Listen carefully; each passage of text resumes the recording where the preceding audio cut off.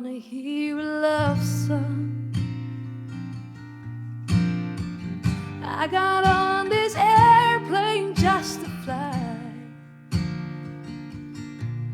and I know there's love below me, but all that you can show me is the canyon in the sky. Voor mijn gevoel sta ik al een tijdje aan het begin van wat ik wil dat het gaat zijn. Natuurlijk ben ik al heel lang bezig, maar ik heb steeds meer het idee dat ik dichter bij mezelf kom en met wat ik heel graag wil maken. En zeker met mijn laatste album Belmont Boulevard. Dus die wil ik vooral gaan laten horen aan het publiek. Dus wat dat betreft aan het begin. Ja. Zit er in dat opzicht een groot verschil tussen wat je bijvoorbeeld 10, 12 jaar geleden deed? Ja, Met die eerste plaat in 2011 volgens mij uitgekomen. Ja, absoluut. Ja, weet je, toen had ik de hulp van Dick van Altena en hij loodste mij voor het eerst door de wereld van de muziek heen.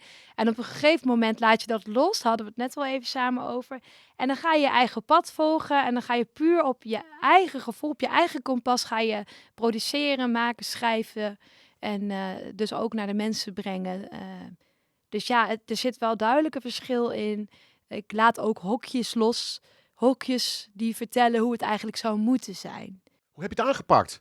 Want hij is ook weer gedeeltelijk hier in Nederland en Amerika opgenomen. Ja, hij is een... Is dat digitaal of ben je echt fysiek die kant op gegaan? Ik ben gewoon gegaan, ja. Ja, mijn fantastische band. Dat zijn eigenlijk een hele hoop muzikanten hier uit de omgeving. Die hebben in de Spitsbergen studio hier in het noorden, hebben zij samen met mij alle muziekpartijen ingespeeld. We hebben dat echt samen geproduceerd. Het was een heel mooi proces. We hadden 5 dagen de tijd en dat was hem. En met die materialen, zeg maar, met die opnames ben ik naar Nashville gegaan. I will rock my ass in the bosom of Abraham. I would all my life in a saving grace.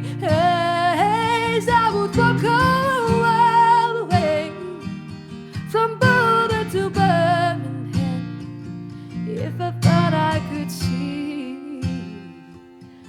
see your face. If I thought I could see your